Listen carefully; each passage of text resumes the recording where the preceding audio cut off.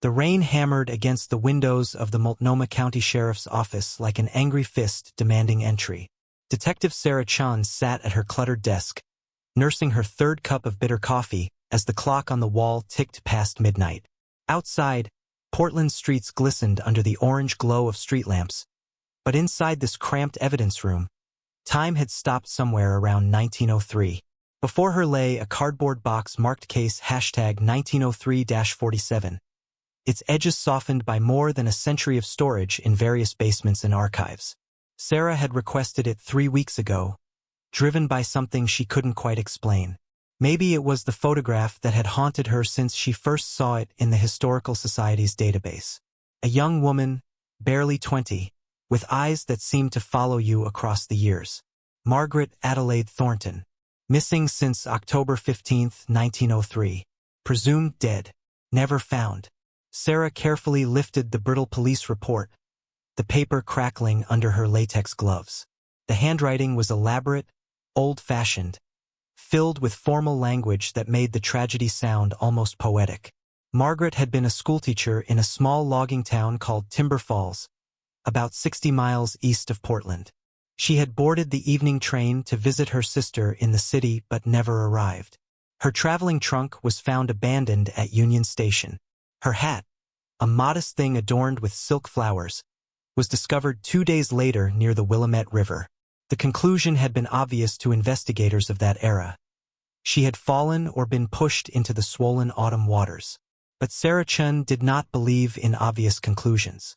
She had been a detective for 15 years, and before that, a forensic anthropologist.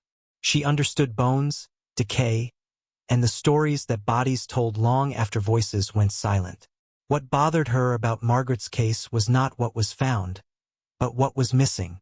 No body, no witnesses, no real investigation beyond a few cursory interviews. Margaret had simply vanished into the fog of history, another unfortunate Victorian woman whose disappearance barely warranted a mention in the following day's newspaper. Sarah's phone buzzed. A text from her partner, Detective Marcus Webb. "Still at the office? Go home. Cold cases will still be cold tomorrow." She smiled slightly but did not reply. Marcus did not understand obsession the way she did. He was methodical, practical, a by-the-book investigator who closed cases through patience and procedure. Sarah closed cases through intuition and stubbornness, through seeing patterns where others saw chaos. She turned her attention to a leather-bound journal that had been Margaret's. It had been returned to the evidence box after her sister passed away in 1954, the last living relative who might have cared. Sarah had spent the past week reading every entry, learning about a woman who loved poetry, who worried about her students, who wrote with careful optimism about her engagement to a man named Edmund Blackwell. Edmund. Sarah had researched him extensively. He had been the owner of the largest lumber mill in Timber Falls, a man of considerable wealth and influence. After Margaret's disappearance, he had moved to San Francisco within 6 months, where he married a woman from a prominent shipping family. He died in 1947, a respected businessman, his connection to a missing schoolteacher long forgotten. But one journal entry kept pulling Sarah back. It was dated October 10, 1903, 5 days before Margaret vanished. Edmund came by the schoolhouse after lessons today. He seemed agitated, pacing near my desk while the children played outside. He asked me again about postponing our wedding. He says December is too soon, that his business affairs require his full attention. I confessed to him my concern, the one I have written of before but never spoken aloud. I told him I suspected he was still corresponding with Catherine, the woman from Sacramento. His face changed in a way I have never seen. He gripped my wrist so tightly I gasped. Then he released me, apologized profusely, and left without another word. I am frightened. Not of him, I tell myself, but of what this means for our future. Sarah set down the journal and reached for another document, one she had obtained only yesterday through a laborious search of Sacramento County records. A marriage certificate. Edmund Blackwell to Catherine Fairmont, dated March 3, 1903. 7 months before Margaret disappeared. The man had been married when he proposed to her. The man had been living a double life. Motive, Sarah thought. Finally, after 122 years, a motive.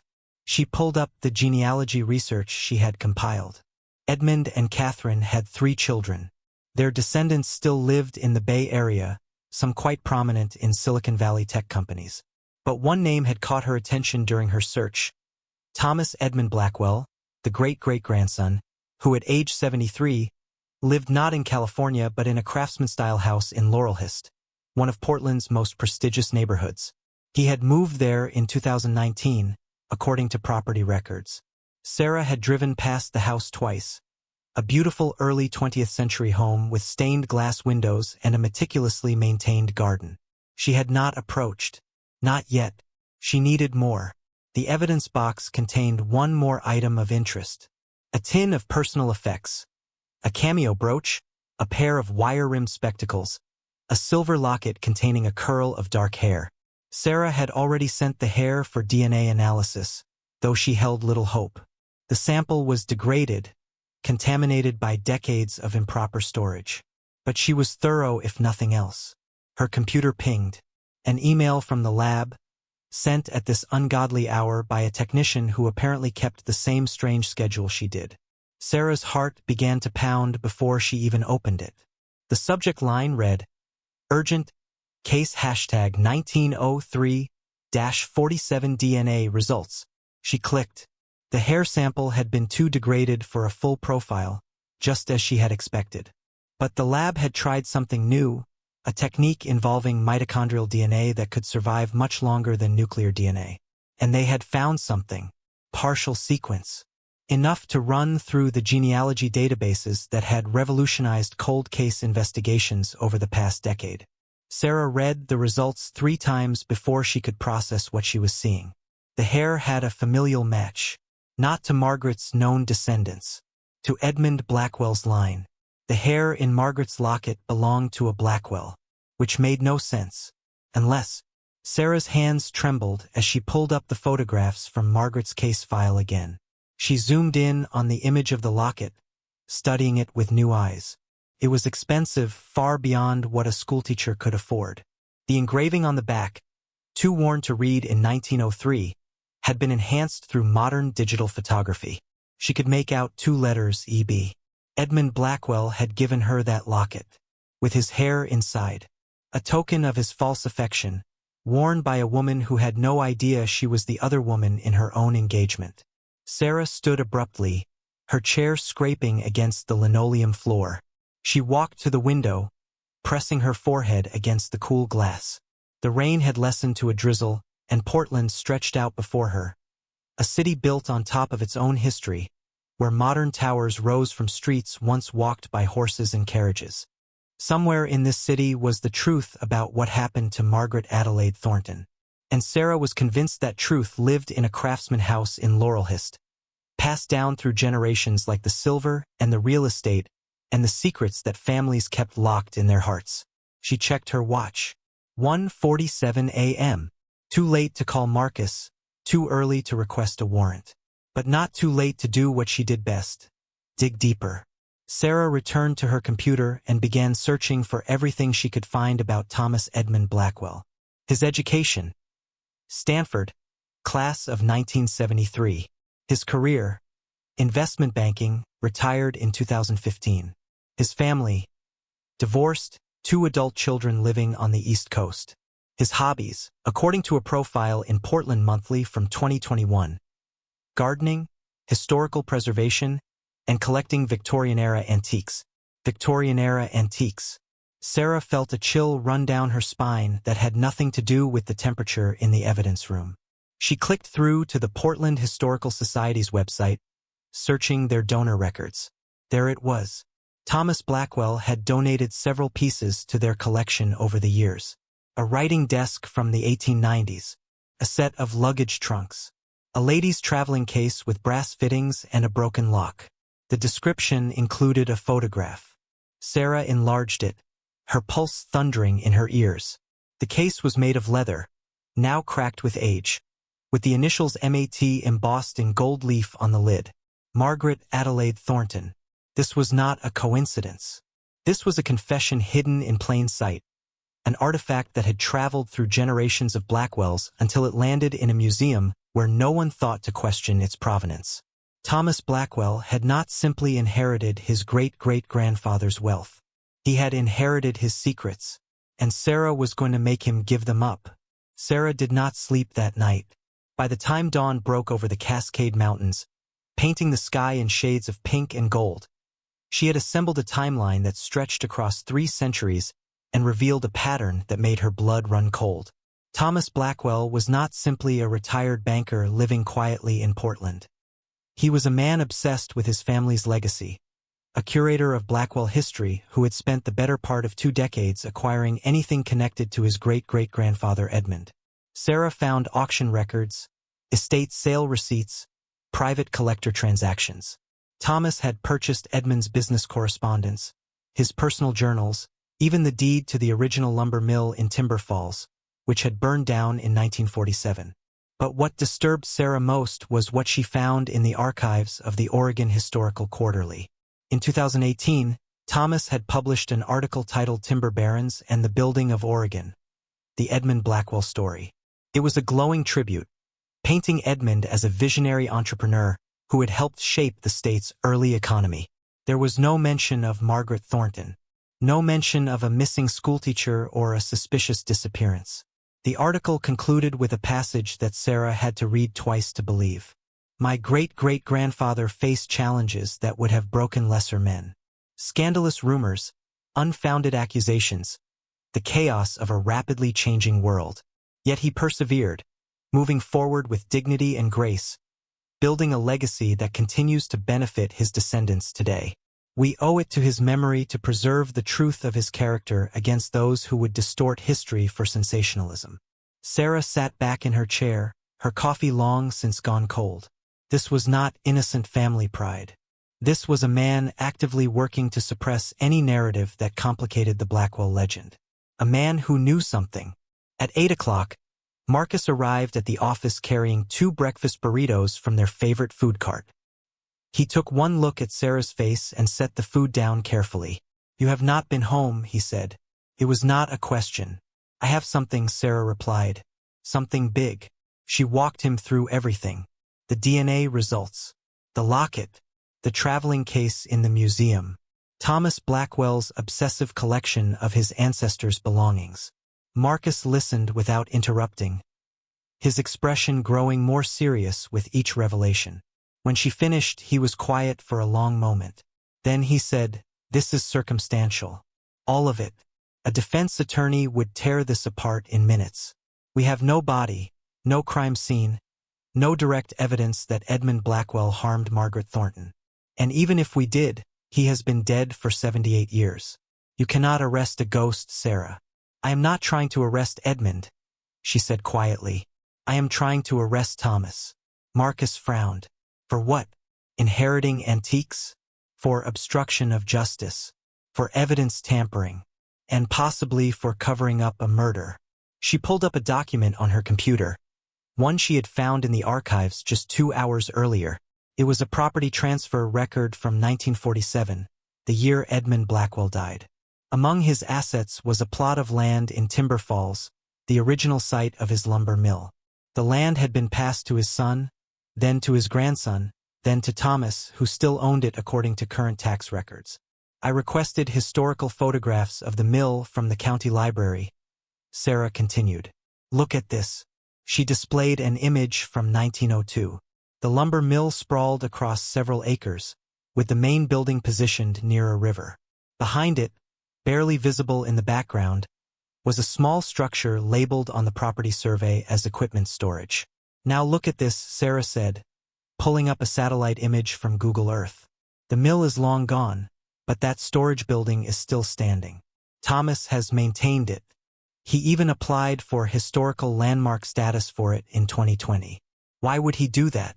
Marcus asked, leaning closer to the screen. Because something is in there, Sarah said. Something he does not want disturbed. Something he has been protecting for years. Marcus ran a hand over his face. You want to get a warrant to search a 120-year-old storage building based on a theory about a cold case from 1903. Yes. They will laugh us out of the judge's chambers. Then I will go alone. I will knock on Thomas Blackwell's door and ask him directly about Margaret Thornton. I will ask him why he donated her traveling case to a museum without mentioning it had belonged to a missing woman. I will ask him what he is hiding in Timber Falls. Marcus grabbed her arm gently. Sarah, listen to yourself. You are talking about confronting a 73-year-old man without evidence, without backup, based on instinct. This is not how we work. But Sarah was already standing, gathering her files, her keys, her badge. Sometimes instinct is all we have, she said. Sometimes the only way to solve a case is to make someone uncomfortable enough to make a mistake. She was halfway to the door when Marcus called after her. If you are going to do this, I am coming with you. They drove to Laurelhurst in Marcus's unmarked sedan, neither speaking much. Sarah watched the city slide past, the coffee shops opening for morning business, the joggers in their bright athletic wear, the Tesla drivers checking their phones at red lights. Portland in 2025 was a world away from the Portland of 1903. Yet somehow the past was always present, buried just beneath the surface of new construction and modern conveniences. Thomas Blackwell's house looked even more impressive in daylight. The garden was a masterpiece of early spring blooms, with rhododendrons and azaleas creating splashes of color against the deep green of the lawn. The house itself was perfectly restored, its wood siding painted in historically accurate colors, its windows gleaming. Sarah and Marcus approached the front door. She rang the bell, hearing it chime inside with a sound like church bells. Footsteps. The door opened. Thomas Blackwell was tall and lean, with silver hair combed neatly back from a lined face. He wore khakis and a cardigan despite the mild temperature, and his eyes were sharp behind gold-rimmed glasses. He looked exactly like what he was, a wealthy retired professional enjoying his golden years in one of Portland's finest neighborhoods. Yes, he said pleasantly. Sarah held up her badge. Mr. Blackwell, I am Detective Sarah Chun with the Multnomah County Sheriff's Office. This is my partner, Detective Marcus Webb. We would like to ask you some questions about a historical matter. Something flickered across his face, too quick to read. Historical matter? He repeated. It concerns your great-great-grandfather, Edmund Blackwell, and a woman named Margaret Adelaide Thornton. The change was instantaneous. The pleasant expression vanished, replaced by something harder, colder. Thomas's hand tightened on the doorframe. I do not know that name, he said. Sarah smiled slightly. Mr. Blackwell, you published an article about your great-great-grandfather 3 years ago. You have spent decades collecting his personal effects. You donated Margaret Thornton's traveling case to the Portland Historical Society in 2019. So let me ask you again, and please understand that lying to a police officer is a crime. Do you know the name Margaret Adelaide Thornton? Thomas stared at her for a long moment. Then he stepped back from the door. You should come inside, he said quietly. The interior of the house was a museum of Victorian elegance. Antique furniture, oil paintings in gilt frames, a grandfather clock ticking in the hallway. Thomas led them to a study lined with bookshelves, where a fire crackled in a marble fireplace despite the season. He gestured for them to sit in leather chairs that probably cost more than Sarah's monthly salary. My great-great-grandfather was a complicated man, Thomas began, standing with his back to the fire. He built an empire in a brutal time. He made difficult decisions. But he was not a murderer. We have evidence that suggests otherwise, Sarah said. What evidence? Thomas demanded, his composure cracking slightly. A missing woman from over a century ago. That proves nothing. People disappeared all the time in those days. The frontier was dangerous. Edmund Blackwell was married to Catherine Fairmont when he proposed to Margaret Thornton, Sarah said, watching his face carefully. He was living a double life. Margaret discovered the truth. 5 days later, she vanished. Her traveling case ended up in your family's possession. You have maintained a building on the original mill property for over 70 years. Mr. Blackwell, what are you protecting? Thomas sat down heavily in a chair across from them. His hands were shaking slightly. You do not understand, he said. My family's reputation, everything we have built, it all rests on Edmund's legacy. If the story comes out, if people start investigating, start digging into the past, Then tell us the truth, Marcus said gently. Tell us what happened to Margaret Thornton. Thomas looked between them, and Sarah saw genuine anguish in his eyes. But she also saw something else. Calculation. He was weighing his options, deciding how much to reveal, how much to conceal. I want to speak to my attorney, Thomas said finally. That is your right, Sarah replied, standing. But let me be clear, Mr. Blackwell. This investigation is happening. We will get warrants. We will excavate that property in Timber Falls. We will find the truth, with or without your cooperation. The only question is whether you want to be remembered as the man who helped bring justice to Margaret Thornton, or as the man who spent his life covering up her murder. She handed him her card. Think about it, she said. As they walked back to the car, Marcus glanced at her. You pushed him hard. Good, Sarah said. Guilty men make mistakes when they are scared. And Thomas Blackwell is terrified. Her phone rang. The crime lab. She answered. Detective Chun, the technician said, excitement clear in his voice. You need to hear this. We went back through the evidence box, tested some soil samples from Margaret Thornton's hat. We found traces of a chemical compound that was commonly used in lumber mills in the early 1900s. Wood preservative. The concentration suggests she was at or near a mill shortly before she disappeared. Sarah closed her eyes, feeling the pieces fall into place. Thank you, she said softly. She looked at Marcus. We have him. The warrant came through 72 hours later, signed by Judge Patricia Morrison at 6:15 a.m. on a Thursday morning. Sarah had not slept more than 3 hours a night since confronting Thomas Blackwell, her mind racing through scenarios, evidence chains, legal strategies. She knew they were close to something that would either crack this case wide open or leave them looking like fools chasing ghosts from a century past. Marcus picked her up before dawn, and they drove east toward Timber Falls in silence broken only by the sound of rain on the windshield. Spring in Oregon meant rain, constant and gray, turning the forests into dark green cathedrals of dripping cedar and Douglas fir. As they left the suburbs behind and climbed into the foothills of the Cascades, Sarah felt the weight of history pressing down on her shoulders. The town of Timber Falls barely existed anymore. What had once been a thriving lumber community of 3,000 people was now a scattering of abandoned buildings and a gas station that looked like it had not been updated since 1975. The lumber mill site sat 3 miles outside town, accessible only by a narrow gravel road that wound through second-growth forest.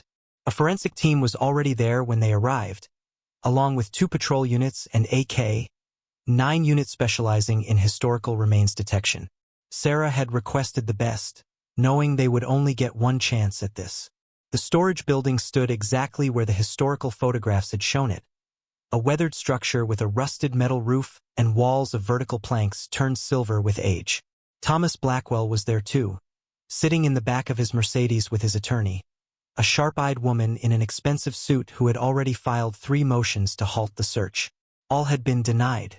Thomas looked smaller somehow, diminished, his face pale as he watched the forensic team prepare their equipment. Sarah approached the building, Marcus at her side. The padlock on the door was modern, installed within the last few years. Bolt cutters made quick work of it, and the door swung open with a groan of protesting hinges. The smell hit her first. Old wood, decay, the musty scent of a place that had been sealed for decades. Dust motes danced in the beam of her flashlight as she stepped inside.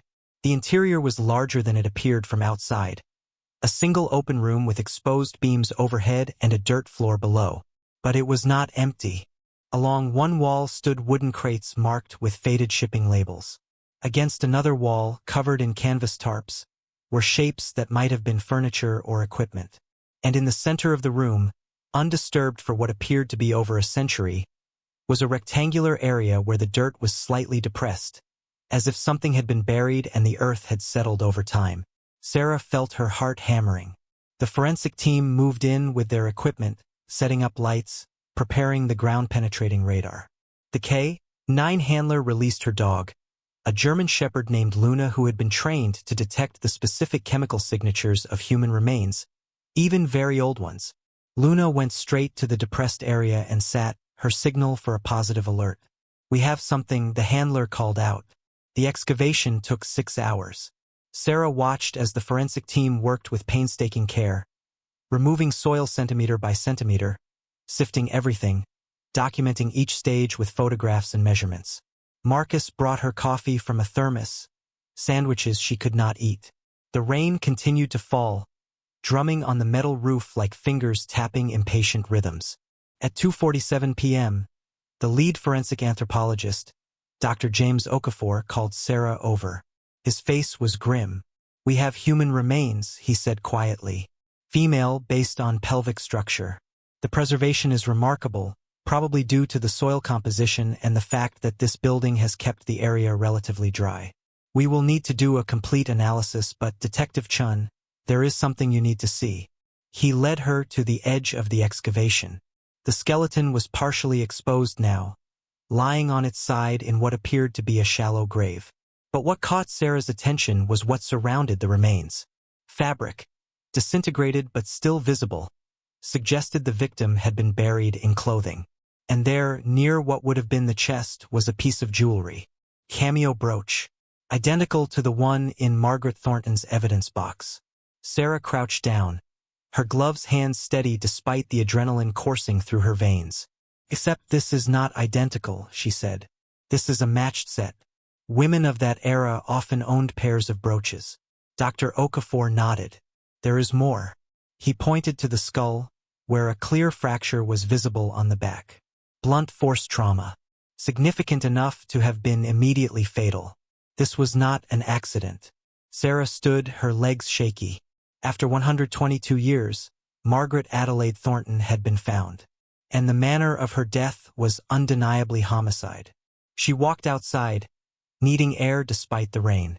Thomas Blackwell was standing now, staring at the building with an expression of absolute horror. His attorney was on her phone, her usual composure shattered. Sarah approached them. "Mr. Blackwell," she said, her voice carrying across the clearing. "We have found human remains on your property. Remains that preliminary examination suggests belong to Margaret Adelaide Thornton. Remains that show evidence of homicide." Thomas seemed to age 10 years in that moment. His attorney grabbed his arm, hissing something about not saying a word, but he shook her off. "I knew," he said, his voice barely above a whisper. "God help me, I have always known." "Thomas," his attorney snapped. "Stop talking right now." But he could not stop. It was as if a dam had broken inside him, releasing a flood he had been holding back for years. "My grandfather told me when I turned 18, he said. It was a family secret, passed down from father to son. Edmund killed her. He panicked when she threatened to expose his bigamy. He struck her in his office at the mill, late at night when no one else was there.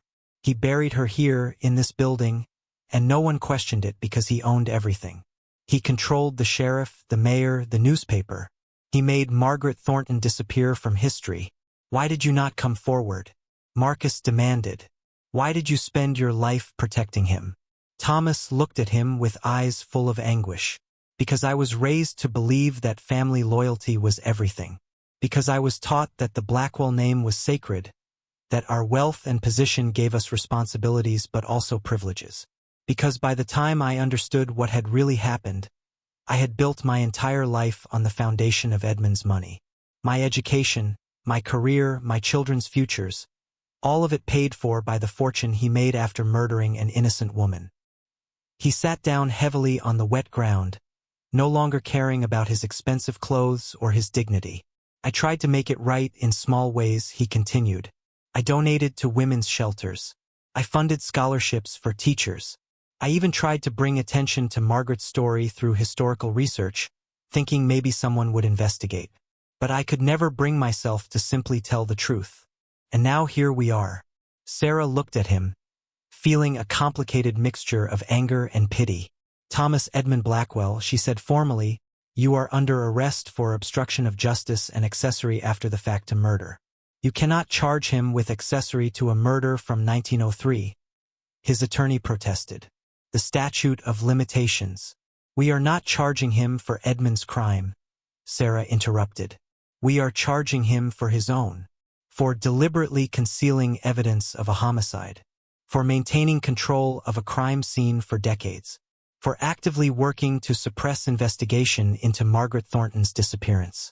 Those crimes began in 2002 when he inherited this property and continued until today. Marcus read Thomas his rights while his attorney made furious phone calls. As they led him to a patrol car, Sarah stood in the rain and looked at the old storage building. Inside, the forensic team was still working, carefully recovering the remains of a young woman who had been silenced for over a century. Margaret Adelaide Thornton had been a schoolteacher who loved poetry and worried about her students. She had been betrayed by a man she trusted, murdered to protect his secrets, and buried in the darkness while the world forgot she had ever existed.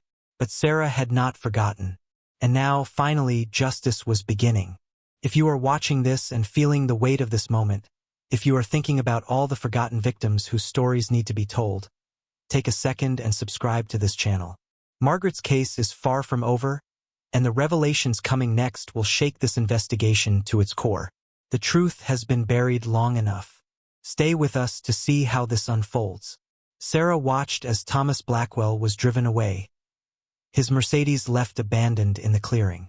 The rain was letting up now, giving way to breaks of sunlight that filtered through the clouds. In the distance, she could see the mountains, eternal and unmoved by human drama. But everything was about to change, because what they had found in that building was only the beginning. Dr. Okafor emerged from the storage building, his expression troubled.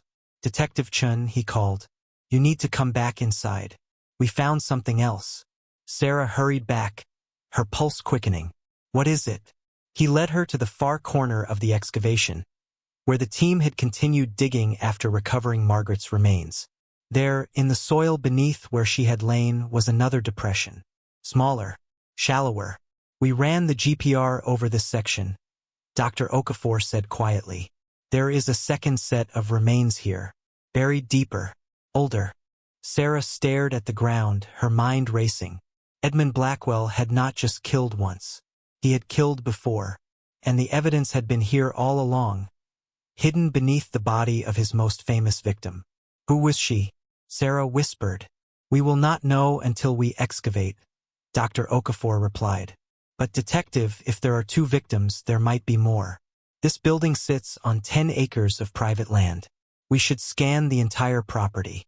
Sarah looked around at the forest surrounding them, at the old-growth trees and the carpet of ferns, at the beautiful Oregon wilderness that had kept its secrets for so long. "Do it," she said. "Scan everything. We are going to find them all." The discovery of a second body transformed the investigation from a cold case into a potential serial murder inquiry that stretched back into the darkest corners of Oregon's frontier history. Within 24 hours, the small clearing in Timber Falls had become a major crime scene, with federal agents from the FBI's Violent Criminal Apprehension Program joining the investigation. The story had broken nationally, and news vans lined the gravel road. Their satellite dishes pointed skyward like mechanical flowers seeking the sun. Sarah stood at the edge of the expanded excavation site, watching as ground-penetrating radar operators marked locations across the property with small flags.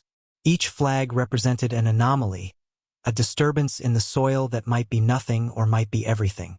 There were 17 flags now, scattered across the 10 acres like a grim constellation. Marcus approached with 2 members of the FBI team, Special Agents Linda Morrison and David Park. They had flown in from Quantico with expertise in historical serial homicides and access to databases that could cross-reference missing persons cases from over a century ago. "We have been working through Oregon Territory records from 1895 to 1905, Agent Morrison said, pulling up her tablet. "There are 43 missing women from this region during that time frame. Most were assumed to have died in accidents, fallen victim to the elements, or simply moved on. But look at this pattern." She showed Sarah a map. Red dots clustered around Timber Falls and the surrounding logging camps. 12 women, all between the ages of 18 and 25. All single. All employed in service positions. School teachers, seamstresses, hotel maids, cooks. All vanished without a trace between 1898 and 1903. Edmund Blackwell owned or controlled most of the businesses in this area during that time, Agent Park added. The lumber mill, the company store, the boarding houses where these women lived. he would have had access to all of them. Sarah felt sick. Margaret Thornton had not been an isolated incident. She had been the final victim in a killing spree that had lasted at least 5 years, possibly longer. Edmund Blackwell had not been a man who made one terrible mistake in a moment of panic. He had been a predator who used his power and position to hunt vulnerable women in a time and place where no one would question their disappearances. The second set of remains was fully excavated by that evening. Dr. Okafor confirmed they belonged to a female, approximately 20 years old, who had been buried at least 5 years before Margaret. The cause of death was the same, blunt force trauma to the back of the skull. And like Margaret, she had been buried with personal effects that might help identify her. A small silver ring with the initials EK, a fragment of a dress with distinctive blue fabric, and most heartbreakingly, a photograph, remarkably preserved in a tin case, showing a young woman with dark hair and serious eyes standing in front of a building with a sign that read Timber Falls Hotel. Sarah worked through the night, cross-referencing the photograph with historical records. 3 a.m. she found the match. Ellen Catherine Murphy, age 19, employed as a chambermaid at the Timber Falls Hotel. Reported missing on June 4, 1898. The hotel register from that week showed that Edmund Blackwell had maintained a suite there, his residence before he built his mansion on the hill overlooking the mill. Ellen had been his first victim that they knew of. A young Irish immigrant with no family in America, no one to search for her when she vanished. The perfect target for a man learning to kill. Over the next 2 weeks, the excavation continued. 6 more sets of remains were recovered from the property, each one telling the same terrible story. Young women, blunt force trauma, buried in shallow graves on land owned by Edmund Blackwell. The forensic team worked to identify each victim through personal effects, dental records where available, and DNA analysis compared against genealogical databases. Sarah became the public face of the investigation, giving daily press conferences as each new victim was discovered. She spoke their names with reverence, determined that they would not be forgotten again. Ellen Murphy, Margaret Thornton, Alice Chun, a Chinese laundry worker, Rosa Gonzalez, who had worked in the mill's kitchen. Names that had been erased from history were now spoken aloud, honored, mourned. But the investigation took a toll. Sarah stopped sleeping regular hours, haunted by the faces in the old photographs, by the thought of these women's final moments. Marcus found her one night in the evidence room, surrounded by files, her eyes red from crying. "You need to rest," he said gently. "How can I rest when they never got justice?" She replied, "When their families never knew what happened to them. When a monster lived out his life in wealth and comfort while they rotted in unmarked graves." Marcus sat beside her. "You are giving them justice now. You found them, Sarah. You brought them home." Thomas Blackwell's trial began in September. His attorney had tried every possible delay, but the evidence was overwhelming. He was charged not with his great-great-grandfather's murders, but with his own crimes: obstruction of justice, tampering with evidence, and accessory after the fact. The prosecution argued that by maintaining control of the burial site and actively suppressing investigation into the victims, Thomas had become complicit in Edmund's crimes. Sarah testified for 2 days, walking the jury through every step of the investigation. She explained how the DNA from the locket had led her to Thomas, how his obsessive collection of Edmund's belongings revealed guilty knowledge, how he had known about the bodies and had spent decades ensuring they would never be found. The defense tried to paint Thomas as a victim of family loyalty, a man torn between honoring his ancestors and doing the right thing. But on the 4th day of trial, the prosecution played a recording that destroyed any sympathy the jury might have had.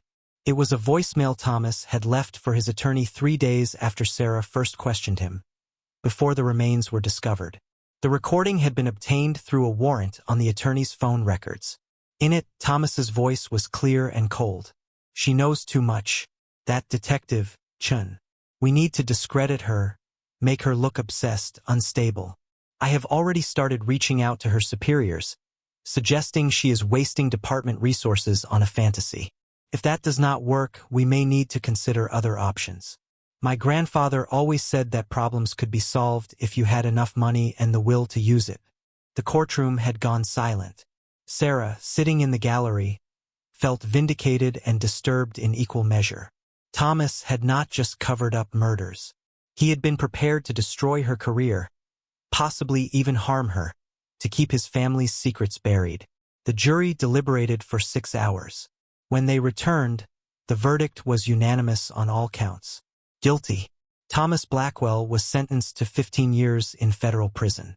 At 73, it was likely a life sentence. As the marshals led him away, he looked at Sarah one final time. His expression was impossible to read, a mixture of hatred, resignation, and something that might have been respect. But the investigation was not over. The final piece of the puzzle came in November, when Dr. Okafor called Sarah with results from the last round of DNA analysis. "Detective Chun," he said, his voice strange, "you need to come to the lab. We found something in Edmund Blackwell's genealogy that changes everything." Sarah drove to the Oregon State Crime Lab with a sense of dread. Dr. Okafor met her in his office. A report spread across his desk. "We ran DNA from all the victims through genealogical databases," he explained. "Standard procedure, looking for living relatives who might want to claim the remains. And we found something unexpected. One of the victims, the woman we identified as Rosa Gonzalez, has a direct descendant living in Portland today." "That is good news," Sarah said, confused. "Why do you look so troubled?" Dr. Okafor took a breath. "Because that descendant is you, detective. Rosa Gonzalez was your great-great-great-grandmother." The room seemed to tilt. Sarah sat down heavily, her mind racing. "That is impossible," she managed. "My family is from Taiwan. We immigrated in the 1970s. On your father's side, yes," Dr. Okafor said gently. "But your mother's maternal line traces back to Oregon. I pulled the records. Your great-great-grandmother was named Maria Gonzalez. She was raised by her aunt after her mother Rosa disappeared in 1899. Maria married a man named Chun who had come to Oregon to work on the railroads. The family stayed in the Pacific Northwest for generations." Sarah stared at him, processing this revelation. "I have been investigating my own ancestor's murder." Dr. Okafor nodded. "And there is more. Rosa Gonzalez was pregnant when she died. For months along. You are descended from her first child, the daughter who survived." Sarah put her face in her hands. All this time, she had felt drawn to this case by instinct, by intuition she could not explain. But it had not been intuition at all. It had been blood calling to blood across the centuries, demanding justice for a wrong that had echoed down through generations. She thought about her mother, who had passed away 3 years earlier without ever knowing her family's true history. She thought about Rosa Gonzalez, a young woman working in a lumber mill kitchen, pregnant and alone, whose life had been stolen by a man who saw her as disposable. But Rosa had not been disposable. She had been someone's mother, someone's daughter. And her legacy had lived on through Maria, through the generations of women who had survived and thrived despite the violence that had tried to erase them. Sarah looked up at Dr. Okafor, tears streaming down her face but her voice steady. "When can I claim her remains?" she asked. "She deserves to be buried properly, with her name on a headstone, with people who love her standing witness." "Whenever you are ready," he replied softly. The burial took place on a cold December morning, with rain falling gentle as tears. All 9 victims were laid to rest together in a memorial garden at Lone First Cemetery in Portland, their names carved in granite, their stories finally told. Sarah stood before Rosa's grave, Marcus beside her, and spoke words she had prepared. "You were 19 years old. You worked hard. You loved someone enough to carry his child. You deserved a full life, a chance to hold your daughter, to see her grow. Edmund Blackwell took that from you. But he did not win. Your daughter survived. Your line continued. And I am here today because you existed, because you mattered, because your life meant something." She placed a bouquet of roses on the grave. "I promise you," she whispered, "no one will ever forget you again." The months following the burial brought a strange kind of peace to Sarah's life, though peace was perhaps too simple a word for what she felt. It was more like the quiet that comes after a storm, when the world is still rearranging itself around the damage and the growth that follows destruction. The case had made international headlines. Documentaries were being filmed. Books were being written. The story of 9 women found after more than a century, and the detective who discovered she was descended from one of them, captured something in the public imagination. But for Sarah, the media attention was exhausting. She gave fewer and fewer interviews, preferring to let the victims' stories speak for themselves. In January, the Oregon State Legislature passed a resolution honoring the 9 women and establishing a task force to investigate other historical missing persons cases with renewed forensic technology. They called it the Margaret Thornton Act, and Sarah was invited to the signing ceremony in Salem. She stood in the marble halls of the Capitol building, watching Governor Helena Martinez sign the bill into law, and felt the weight of responsibility shift from her shoulders to something larger, something institutional. This work would continue long after she was gone. Other cold cases would be solved. Other victims would be found. Marcus had been promoted to sergeant, a recognition of his steady work on the case. He told Sarah over coffee one morning that he was thinking about specializing in cold case investigations full-time. "You infected me with this obsession," he said with a slight smile. "Now I cannot stop thinking about all the other cases sitting in evidence rooms, waiting for someone to care enough to solve them." Sarah smiled back. "There are worse obsessions to have." The Blackwell family fortune became the subject of intense legal scrutiny. Thomas's children, mortified by their family's history, worked with prosecutors to establish a victims' compensation fund. They liquidated assets, sold properties, and donated millions to organizations supporting victims of violence and missing persons advocacy groups. The Laurelhurst house was sold, and the proceeds went to establishing scholarships for young women studying criminal justice and forensic science. Edmund Blackwell's name was removed from every building, street, and memorial where it had been honored. The Historical Society took down his portrait. The business school at Portland State University that had been named for him was renamed the Margaret Thornton School of Ethics and Social Justice. It was a small correction in the grand scheme of history, but it mattered. Sarah spent a quiet February weekend going through boxes of family documents her aunt had sent from Taiwan. She was looking for any mention of Maria Gonzalez, her great-great-grandmother who had been raised by Rose's sister. She found a photograph tucked into an old Bible, yellowed and fragile.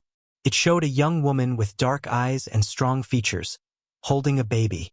On the back, written in faded ink, were the words, "Maria and baby James, 1920. Sarah stared at the photograph for a long time.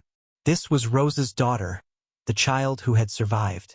The baby who had been in Rose's womb when she died was probably James's older sibling, never born, never given a chance. But Maria had lived. She had grown up, married, had children of her own. The line had continued despite everything. Sarah had the photograph restored and framed. It hung now in her apartment, a reminder of where she came from, of the strength it took to survive when the world was determined to erase you. The DNA evidence from the case had opened up new avenues of genealogical research. Descendants of the other victims were located across the country. Ellen Murphy had a great-great-nephew in Boston who flew out for the memorial service. Weeping openly at finally knowing what had happened to the aunt his grandmother had mourned her entire life. Alice Chun had family in San Francisco who held a traditional Buddhist ceremony at her grave, offering incense and prayers for her spirit's rest. Each family's grief was unique, but they all shared a common thread: relief at finally knowing the truth, no matter how terrible it was. Uncertainty, Sarah learned, was its own kind of torture. Closure, even painful closure, allowed people to move forward. In March, Sarah received an unexpected letter. It was from Catherine Fairmont Blackwell's great-granddaughter, a woman named Elizabeth Sterling who lived in Sacramento. The letter was hesitant, apologetic, but also curious. "I have been researching my family history since the news broke," Elizabeth wrote. "My great-grandmother Catherine died in 1952, but she left behind journals that my mother inherited. I never read them until now, but Detective Chun, I think you need to see them. They contain information about Edmund that Catherine never told anyone while she was alive." Information that might help you understand what kind of man he truly was. Sarah drove to Sacramento on a Saturday morning, the 5-hour journey giving her time to think about what she might find. Elizabeth met her at a cafe in the historic district, a woman in her 60s with kind eyes and an anxious expression. "I am so sorry for what my family's ancestor did," Elizabeth said immediately. "I cannot imagine the pain those women's families have endured, and to know that Edmund's blood runs through my veins makes me feel complicit somehow." "You are not responsible for his crimes," Sarah said gently. "None of his descendants are. But helping us understand the full truth? That is a gift." Elizabeth slid a leather journal across the table. This was Catherine's. She started keeping it in 1910, 7 years after Margaret Thornton disappeared. "I have marked the relevant passages." Sarah opened the journal carefully. The handwriting was elegant, precise, the writing of an educated woman from another era. She found the first marked passage, dated March 15, 1910. "I can no longer keep silent, even if this journal is the only witness to my confession. I have known for 7 years what Edmund did to that poor schoolteacher in Oregon. He confessed to me one night in 1904, drunk on whiskey and grief over some business failure. He told me he had killed her because she threatened to expose our marriage, to ruin him. He told me there had been others before her. Maids, cooks, women he said would not be missed. I was horrified, but I was also trapped. I had 3 children by then. I had no money of my own. I had nowhere to go. So I kept his secret, and in doing so, I became complicit in his evil." Sarah read on, her hands trembling slightly. Catherine had lived with the knowledge of Edmund's murders for 43 years, until her death. She had documented her guilt, her self-hatred, her prayers for forgiveness. But she had never gone to the police. Fear and financial dependence had kept her silent. The final passage Sarah read was dated December 20th, 1951, just months before Catherine died. "I am dying, the doctors have made that clear. And I find myself thinking of those women constantly. Their faces haunt my dreams, though I never knew them in life. I failed them. I chose my comfort and my children's futures over justice for the dead. I tell myself there was nothing I could have done, that no one would have believed a woman accusing her wealthy husband of murder. But the truth is, I did not try. I was a coward. If there is a God, and if there is judgment after death, I pray he shows me more mercy than I showed those poor souls, though I do not deserve it." Sarah closed the journal and looked at Elizabeth. This must have been difficult to share. Elizabeth nodded, tears in her eyes. "My great-grandmother lived her entire life carrying that guilt. She passed it down in these journals, this terrible knowledge. And my family did nothing with it. We just kept the journals in a box in the attic, pretending they did not exist. I am ashamed of that." "You are making it right now," Sarah said. "This testimony, even though Catherine is long dead, helps us understand the full scope of what happened. It confirms that Edmund was a serial killer, that he confessed to his crimes, and that he got away with it because of power and privilege and a society that did not value certain lives." "What happens now?" Elizabeth asked. "Now we add this to the record," Sarah replied. "We include Catherine's story in the historical documentation. Not to excuse her silence, but to show the full picture of how these crimes were enabled and covered up. Your great-grandmother was a victim too, in a different way, trapped in a marriage to a monster, with no good choices available to her." They talked for another hour, 2 women connected by history and blood to a century-old tragedy, trying to make sense of how something so evil could have happened and been hidden for so long. When Sarah finally drove back to Portland, she felt a strange sense of completion. All the pieces of the story were finally in place. The case officially closed in April. The district attorney held a press conference announcing that all investigative leads had been exhausted, all victims identified and laid to rest, and all living accomplices prosecuted to the fullest extent of the law. It was over. Sarah attended the press conference but did not speak. She stood in the back of the room, watching her colleagues receive praise and recognition, and felt grateful to fade into the background. She had never done this for glory. She had done it because 9 women deserved justice, and because one of them had been family. That evening, she visited the memorial garden at Lone Fir Cemetery. The sun was setting, painting the sky in shades of orange and pink.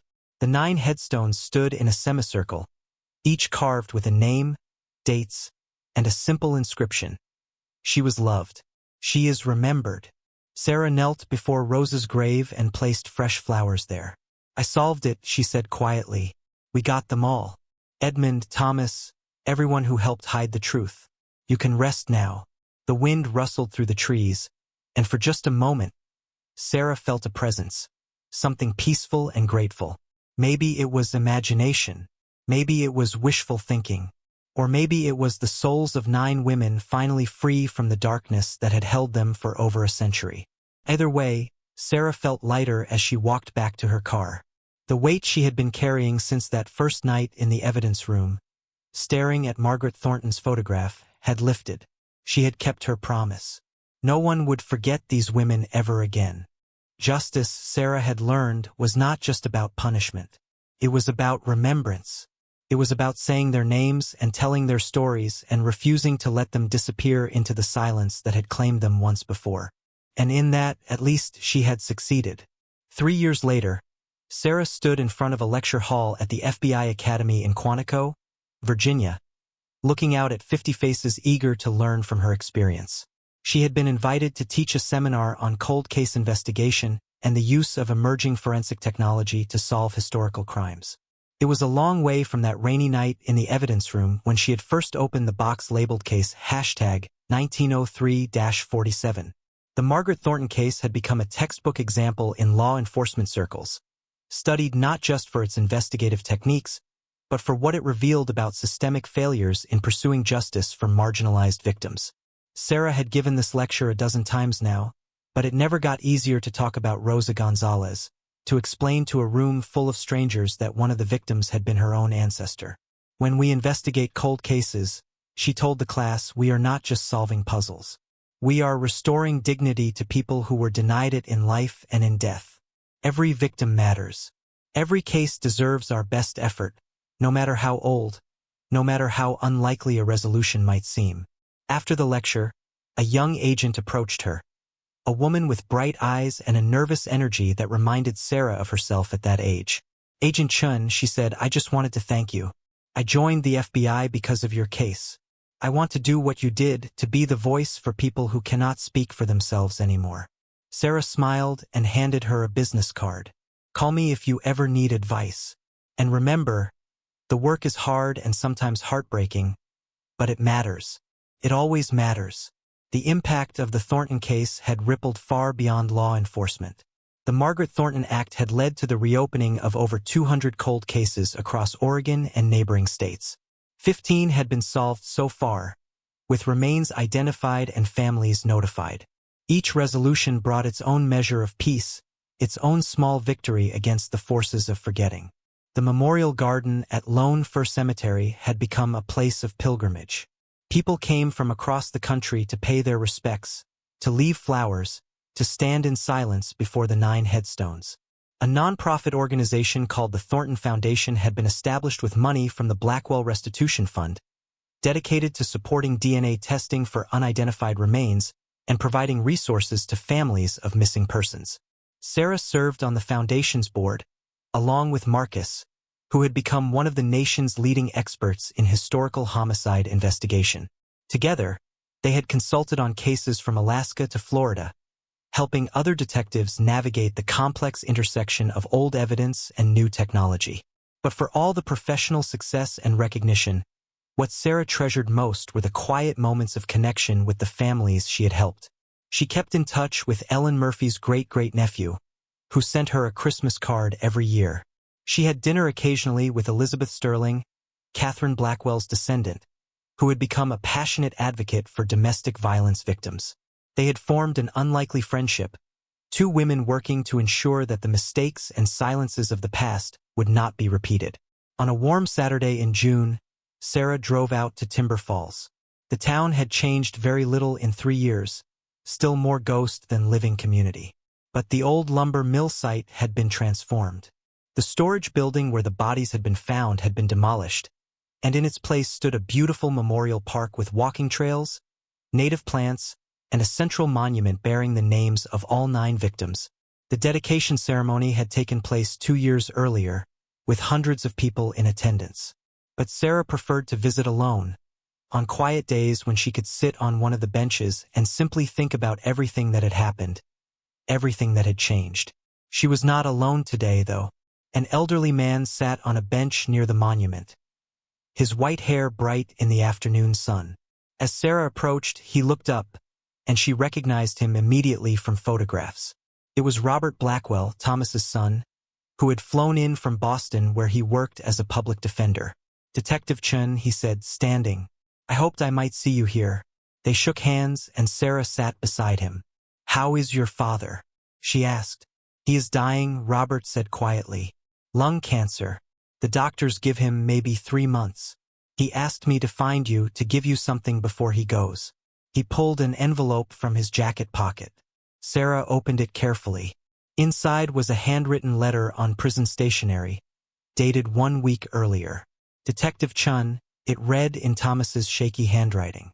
"I know I have no right to ask anything of you, but I find myself compelled to write this as I face my own mortality. I want you to know that I am grateful for what you did. Grateful that you did not let those women remain forgotten, that you cared enough to seek the truth even when everyone else had moved on. I spent my life protecting a lie, and in doing so, I became something worse than my great-great-grandfather. He was a killer. I was a coward. You showed more courage and integrity in pursuing this case than anyone in my family has shown in 4 generations. I hope that means something. I hope it makes a difference. Thomas Blackwell." Sarah folded the letter carefully and put it back in the envelope. She did not know what to feel.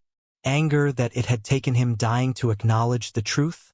Relief that he had finally found something resembling remorse? In the end, she felt mostly tired. "He is still my father," Robert said, as if reading her thoughts. "I do not excuse what he did, but I cannot stop loving him either." "Is that wrong?" "No," Sarah said. "Love and justice are not always compatible. You can love someone and still hold them accountable. Those things can exist together." They sat in silence for a while, watching butterflies dance among the wildflowers that now grew where bodies had once been buried. Finally, Robert spoke again. "My children ask me about all of this," he said. "They are teenagers now, old enough to understand. They want to know if they should be ashamed of their last name, if they carry some kind of inherited guilt. I do not know what to tell them." "Tell them the truth," Sarah replied. "Tell them that terrible things happened, that their ancestors made choices that caused immeasurable harm. But also tell them that they get to choose who they become. They do not have to be defined by Edmund's crimes or Thomas's cowardice. They can be the generation that breaks the cycle, that chooses truth over comfort and justice over family loyalty." Robert nodded slowly. "That is what I want to teach them. That is why I do the work I do, defending people who cannot afford lawyers. It is my way of trying to balance the scales, I suppose." "It is good work," Sarah said. "Important work." After Robert left, Sarah walked to the monument and traced her fingers over Rosa Gonzalez's name. She thought about the child Rosa had been carrying when she died, the baby who would have been Sarah's great-great-great-uncle or aunt. A whole person who never got to exist, another victim of Edmund Blackwell's violence. But Maria had survived, and James, and all the children who came after generation, until finally there was Sarah, who had been in a position to seek justice for the woman whose blood ran in her veins. There was a poetry to that, a sense of cosmic balance that Sarah did not usually believe in but found comforting nonetheless. She pulled out her phone and took a photo of the memorial, posting it to the social media account she had reluctantly created at the urging of the Thornton Foundation. The post was simple: 3 years since we found them. 3 years of remembering instead of forgetting. Justice delayed is not justice denied. Not as long as someone is still fighting. Within minutes, comments began appearing. People sharing their own stories of missing loved ones, of cold cases that had been solved or were still waiting for resolution. The community that had formed around the Thornton case was vast and active, a network of people committed to ensuring that no victim would ever be forgotten again. Sarah's phone rang. It was Marcus. "Hey," he said. "Are you still at Timber Falls?" "Yeah, just finishing up." "Good. Listen, we got a call from a sheriff's department in Idaho. They have a 1987 case, a young woman who disappeared from a truck stop. They just got a DNA hit from a genealogy database. They want to know if we can consult. Sarah smiled. Send me the details. I will look at it tonight. You know you are supposed to be on vacation, right? Marcus said with exasperation in his voice. Vacation can wait. This work cannot. She hung up and took one last look at the memorial. The sun was beginning to set, casting long shadows across the grass. Birds sang in the trees. The world kept turning, indifferent to human tragedy and human triumph alike. But Sarah was not indifferent.